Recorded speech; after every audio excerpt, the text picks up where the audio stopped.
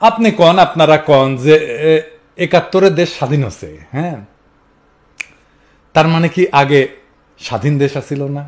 পাকিস্তান কি পরাধীন দেশ আছিল নাকি? নাকি আপনাদের আব্বাদের প্রজন্ম দেশে পরাধীন বানানোর জন্য লড়াই করছিল?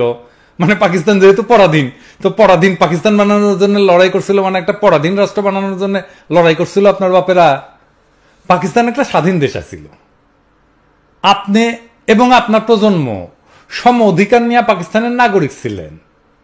আপনার ভোটাধিকার ছিল, আপনি ভোট দিয়ে আপনার নেতা নির্বাচন করতে পারতেন, আপনার বাক স্বাধীনতা ছিল, রাজনৈতিক অধিকার ছিল, কথা বলার অধিকার ছিল, সমাবেশের অধিকার ছিল, বিক্ষোভের অধিকার ছিল। ৭ই মার্চে শেখ মুজিব যে ভাষণ দিছিল ওই যে ওইখানে ওই যে রমনায়, তো ওই মিটিং এর পারমিশন কি পাকিস্তানের পুলিশের কাছ থেকে নিয়ে করছিল শেখ মুজিব? করে নাই তো। এখন আপনার পুলিশের পারমিশন নিয়ে সমাবেশ করা লাগে। ৭০-এ আপনি আওয়ামী লীগের ভোট দিতে পারছিলেন না নাকি পারেন নাই? পারছিলেন তো। রাতের বেলা তো ইয়া ভোটের বাক্স ভরে নাই হাসিনার মতো। ৭১-এর আগে গুম হয়েছে একজনও পূর্ব পাকিস্তানে? হাসিনার বাংলাদেশে ১,০০০ জন গুম হয়েছে। আয়নাঘর বানাইছিল পাকিস্তানি সেনারা, বাংলাদেশে বানায় নাই, ডিজিএফআই বানাইছে। কাউরে দেশ ছাড়া করছে পাকিস্তান? করে নাই, একজনও না। আজ প্রায় ১ লাখ বাংলাদেশি দুনিয়ার নানা দেশের রাজনৈতিক আশ্রয় আছে। কথা বলার জন্য জেলে নিছে কাউরে, লেখালেখির জন্য জেলে নিছে কাউরে, লাইনি। হাসিনা বিরোধী নেতাকর্মীদের নামে কত মামলা দিছে জানেন? জানেন?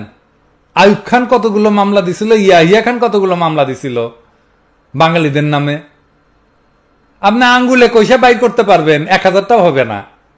আমি শুধু বিএনপির হিসাব দিই। ২০০৯ সাল থেকে ২০২২ সাল পর্যন্ত সারা দেশে বিএনপির নেতাকর্মীদের নামে যে সমস্ত মামলা হয়েছে তার সংখ্যা কত জানেন? আপনি জানেন সোহেল রানা? ১.৫ লাখ। আপনি ১,০০০টা মামলা দেখান তো পাকিস্তান আমলে আওয়ামী লীগের নামে হয়েছিল, দেখান তো। পারবেন না। আসামি কতজন এই মামলায়? ৩৬ লাখ। কারাগারে আটক আছে কতজন? ২০,০০০ বিএনপির নেতাকর্মী। পাকিস্তান আমলে কয়জন কারাগারে ছিল বিরোধী দলের নেতাকর্মী? আওয়ামী লীগের কতজন নেতাকর্মী কারাগারে? হিসাব করেন তো দেখি। হাসিনা কত মানুষ মারছে তার হিসাব আছে আপনার কাছে?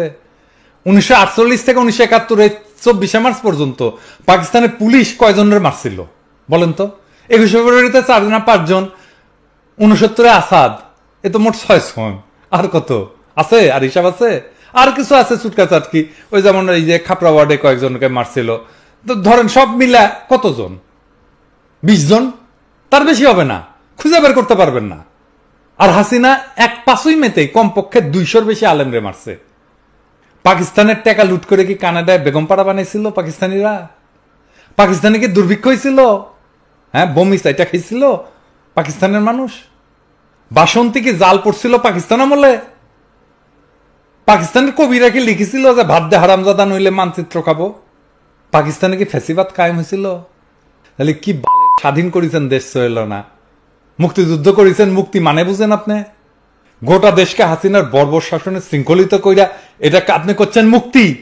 বাংলাদেশের মানুষ মুক্তি পাইছে তো কিসের মুক্তিযুদ্ধ? এটা কি স্বাধীন হয়েছেন আর কি মুক্তিযুদ্ধ করেছেন? এটা জবাব দেন এখন।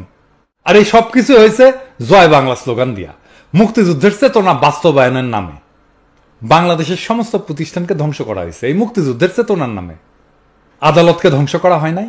টাকা দিয়ে রায় কেনা লাগে এখন হাসিনার আদালতে। হাসিনারই প্রধান বিচারপতি হাসিনাই নিয়োগ দিছিল, হাসিনা পছন্দের মানুষ সুরেন্দ্র সিনহা। তার একটা রায় পছন্দ হয় নাই, তারা কেমনে করে দেশ থেকে বাইর করলো দেখছেন না? দেখেন নাই? দুনিয়াতে এরকম আর একটা এক্সাম্পল আছে। আর্মি ধ্বংস করছে না বিডিআর বিদ্রোহের নামে? জিন্দেগিতে দেখছেন আপনি এইভাবে আর্মি অফিসারদেরকে এইভাবে গুলি করে মারে? দেখছেন জিন্দেগিতে? পুলিশ ধ্বংস করেছে না? হ্যাঁ, পাকিস্তান আমলের পুলিশ তো ছিল জনগণের পক্ষে, এই পুলিশ তো জনগণের বিরুদ্ধে। নির্বাচন কমিশন ধ্বংস করেছে না? প্রশাসন ধ্বংস করেছে না? আর্থিক খাত ধ্বংস করেছে না? একটা দেশের নাগরিকের যে ন্যূনতম অধিকার থাকে সেটার কিছু আছে? কিছুই তো নাই। তাও এটারে কওয়া লাগবে মুক্তি, এটারে কওয়া লাগবে স্বাধীন। হ্যাঁ, খুব আবদার। এই আবদার ক্যান্সেল না।